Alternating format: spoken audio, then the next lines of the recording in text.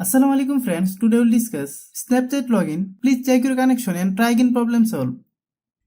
This problem causes by few reasons. Now we will show you how to solve this problem very easily. If you are new to my YouTube channel, please subscribe. Click settings.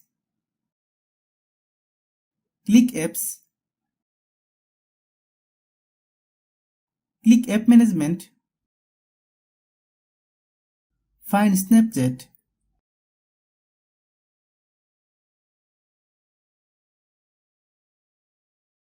Click Snapchat. Click storage use. Click clear data. Then click OK. Click force stop.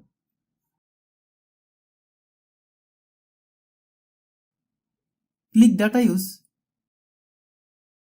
Then turn off both options.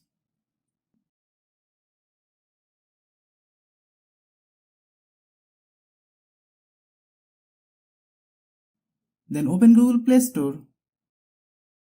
Then search Snapchat. Click Snapchat.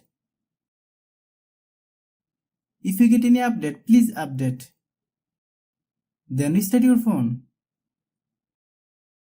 If you are new to my YouTube channel, please subscribe. If you like the video, please share with your friends.